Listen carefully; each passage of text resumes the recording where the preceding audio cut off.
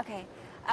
So your grandfather bootlegged, I don't know how you say that, bootlegged moonshine. Yeah. I've had moonshine, I'm from Ohio. Oh, yeah, there you go. So that made you connect to the character a little bit. Did that help you channel Dillinger a little bit, or tell me about that process? Oh, yeah, just to find that sort of common connection, you know, the fact that Dillinger was born and raised about 60, 70 miles from where I was born and raised, was the moment that I could hear his voice. You know, that was the moment when I knew what he sounded like. I knew what he acted like. I knew that confidence, that strut, you know, and because I'd seen it in my grandfather and I'd seen it in various men I'd known all my life, and my stepfather. And, yeah. Why do you think Billy was the love of his life?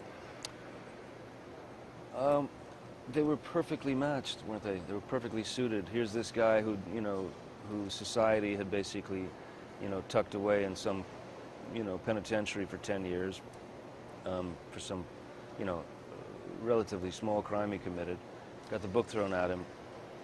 So he's the ultimate outsider, and then here's this half French, half Indian girl, you know, that was certainly frowned upon, you know, in you know, hoity-toity society back then. They, I think they had an instant connection, and there was an instant sort of fire between them. Yeah.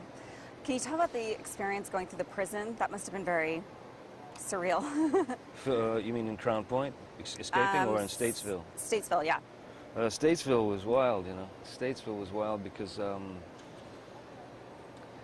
you know, it's an active prison, and we were shooting there, and funnily enough, it was a place that my stepfather had spent some of his time there. He'd done a few years in Statesville, and then they took us to go and look at the maximum security section. All these guys are in there. I mean, hundreds and hundreds of guys in lockdown, and they're looking out their bars, out their doors at me, and they're screaming, "Hey, Captain Jack, come get me! You know, come and help me escape." Is it creepy being in that environment? I mean, what do you feel when you're there? Oh, it's pretty intense, yeah. You know. There's a sign, I'll never forget, the sign that I saw said, on the cafeteria wall said, "Please sit down when shots are fired." Not if shots are fired, when shots are fired. And that's the image I'll probably take with me to my grave. All right, thank you so much. Thank you.